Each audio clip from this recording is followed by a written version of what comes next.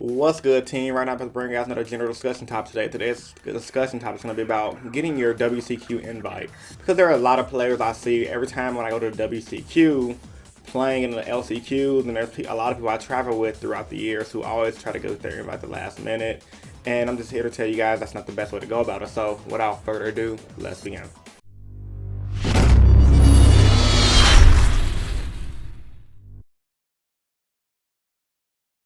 Starting out by saying WCQ. For you guys that do not know what the fuck the WCQ is, it is the World Championship Qualifier.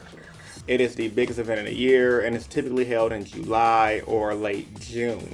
It is pretty much nationals, so a lot of players throughout the season who don't really consider themselves great players wait to the last fucking minute to get their invite, which I think is the craziest shit ever due to the fact that towards the end of the season, that's when the way I'll say Yu-Gi-Oh is, Konami do it in 3 cycles. The first cycle is once they drop the ban list after nationals, they make the game get a little slower, they push a lot of reprints, and the game is a little bit more balanced because things got hit and nobody know what the meta is.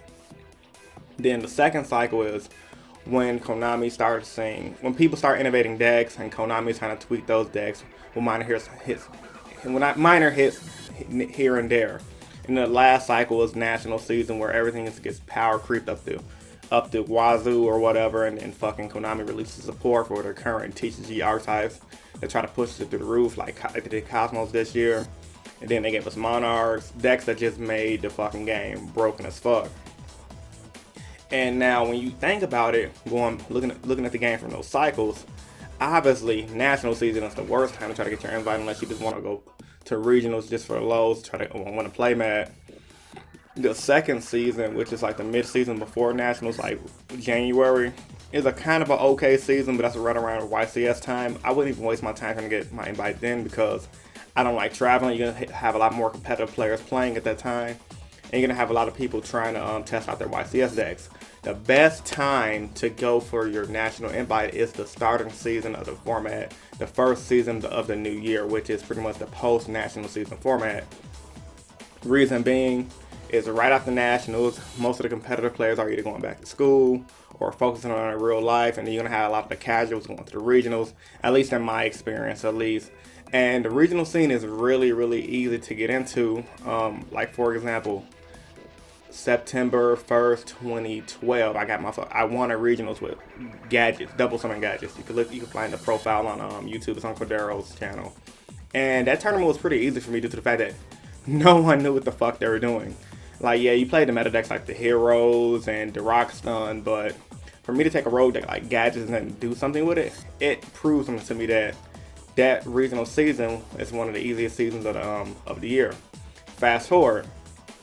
Every year after that, I always choose to go get my invite at the start of the year after nationals because, like I said, no one's trying to play serious. Everyone's just playing whatever, and not to mention there's no YCSs and no one knows what to play. So you might have the really competitive players that go to these events, but if they're the net deckers who aren't really good deck builders, but they're really good deck players, and you're a really good deck builder, that gives you that is the prime time that you guys can go with your goofy Raid Raptor deck and get your invite. It's not that hard.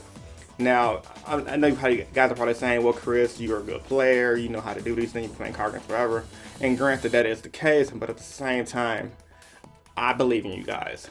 And I've been doing this thing for so long, I just feel like going X3 at a regional shouldn't be that difficult for anyone who plays this game consistently. It should not be that difficult at all. The only reason you shouldn't go X3 at a big event or at a regionals rather is if you're a rookie or you just got the shit stomped out of you towards the end of the season by a bunch of competitive players. But to sum up this video, guys, if you guys want to get your invite, if you guys want to go to the nationals, if you guys don't want to wait to the last minute to get your invite, always go at the beginning of the year post nationals because that is the best. That is the prime time when nobody knows what the fuck they're doing. A lot of the competitive players are going back to their real lives. And you're going to see a lot more of the casual players on the regional scene trying to scrummage up that fucking playmat. So, let me know what you guys think about this topic in the comment section down below. And if you guys enjoyed this video, if you're new to the channel, I'd love for you to subscribe for more competitive Yu-Gi-Oh content. Upload 3 times a week. On Mondays, I do my general discussions. On Wednesdays, I do my top 10s. And on Friday to do my Explain series where I explain decks and archetypes in detail. I do these videos I truly believe in helping you guys become better players, and also do these videos I truly believe in you guys helping me become a better player. Chris from Team Innovation signing out. Peace, guys. Stay innovative. Get those invites, bitches. Deuces. And might receive a game 1 loss, round 1 loss due to the fact that, okay, if so they get there past 8 a.m., they can't find parking, they might have to fucking park their car somewhere and walk.